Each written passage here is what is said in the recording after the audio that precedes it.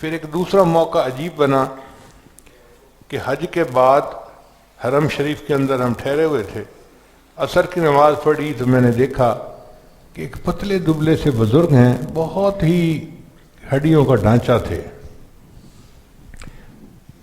تو وہ بیٹھے ہیں اور کچھ طلباء آئے اور ان کے گرد حلقہ بنا کے بیٹھ گئے۔ ان طلباء نے سرخ رومال باندھے ہوئے تھے اور حدیث کی کتابیں انہوں نے اٹھائی ہوئی تھیں۔ اچھا، جو دین کی کتابیں پڑھنے والے ہوتے ہیں نا، وہ ایک نظر میں پہچان لیتے ہیں کہ یہ اسکول کالج کی کتابیں ہیں اور یہ مدرسے کی کتابیں ہیں، سائزوں میں ہی فرق ہوتا ہے اتنا۔ تو مجھے پہلی نظر میں پتہ چل گیا کہ یہ مدرسے کے طلباء ہیں۔ تھوڑا میں قریب ہوا تو ان میں سے ایک بچے نے باب کیف کان بدء الوحی پڑھنا شروع کیا اور انما الاعمال بالنیات والی حدیث پڑھی۔ پھر اس کے بعد ان بزرگوں نے ان تمام کو حدیث کی اجازت دی۔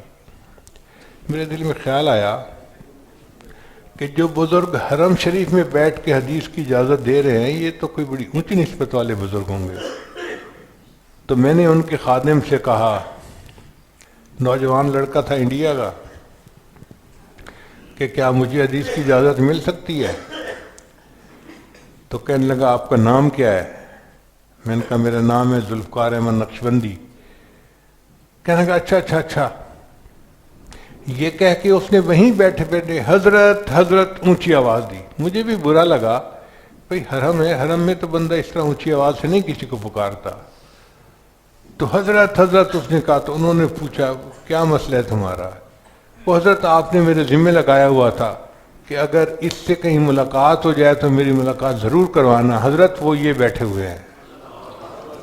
اچھا، ان بزرگوں نے نام سنا تو وہ کھڑے ہو گئے، تو میں بھی کھڑا ہو گیا۔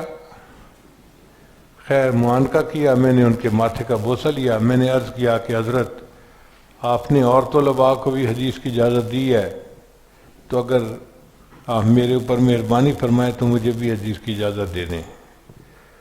تو آگے سے انہوں نے کہا کہ میں حج کے سفر پر جب یو کے سے چلا تھا تو میں نے نیت کی تھی کہ اگر سفر میں ملاقات ہو گئی تو میں آپ کے ساتھ مل کر توبہ کے کلمات پڑھوں گا۔